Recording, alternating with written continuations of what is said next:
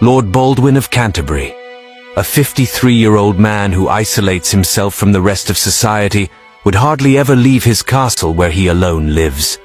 There were no servants, no maidservants, no footmen, no stable boys, no groundkeepers. He had no steward, and most importantly, no family. Deeply concerned for him, his relatives and a few friends married a young bride to him, who would at least give him an heir so his name and properties wouldn't go into oblivion after his passing. Elizabeth, a vibrant, beautiful lady in her early 20s, glad to be his wife and eager to be the mistress of the manor. However, she had her hopes dashed when old Baldwin refuses to consummate the marriage. He was charming, quite all right, and very sweet to her, but never did he attempt to make love to her, despite all her attempts. One night she discovered that her beloved husband had been sneaking out of bed, but always would return before dawn. Letting her curiosity get the best of her, she followed him another night and was too speechless by what she saw. She saw him lay a sheet on the grass, approach a female statue in the fountain, and with some tender caresses and words, the statue came to life.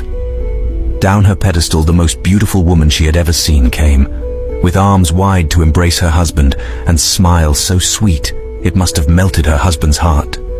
They sat on the sheet and talked about sweet nothings. Her laughter echoed in the air, and the pang of jealousy Elizabeth felt stung her heart, and even caused her to sob as she watched her husband make love to his secret lover under the moonlight and skies, and yet would never touch her. Feeling so betrayed and utterly enraged that some strange woman was not only taking the affection of her husband from her, but also threatening her marriage, Elizabeth had a clever plan up her sleeve, and back she snuck to bed to concoct her vicious plan.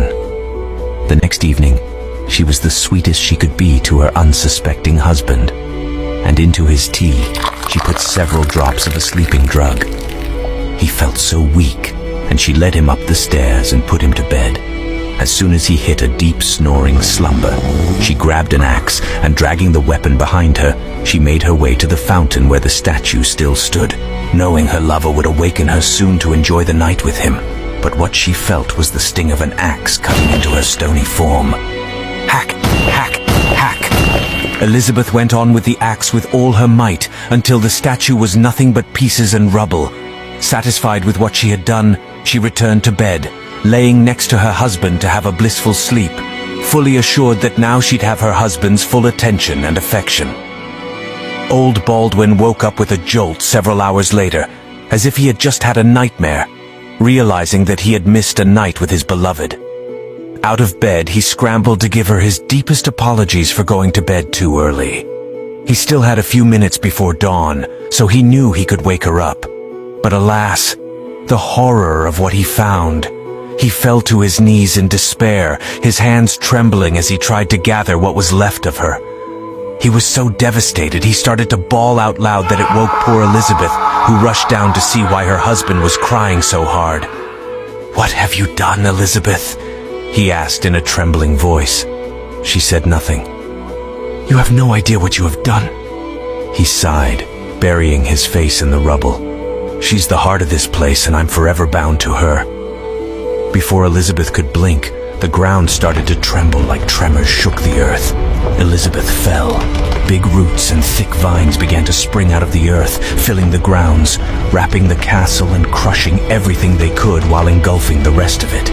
Terrified, Elizabeth tried to flee, but the vines wrapped around her so hard, entirely covering her until she became stone, frozen as a statue.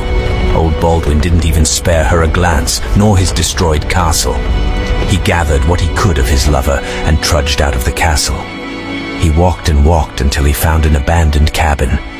Into it he went, and he carefully laid his broken lover on the bed, trying to arrange her back into her form, but no matter what words he spoke, she wouldn't awaken. He laid next to her, wrapping his arms around her form, and bitterly he wept. He wept and was inconsolable. Months later, the remains of old Baldwin were found, still clinging to his shattered stony lover. He had died of a broken heart and starvation. Perhaps he would have lived a long, fulfilling love life if he had just been left alone to his isolation and his clandestine lover.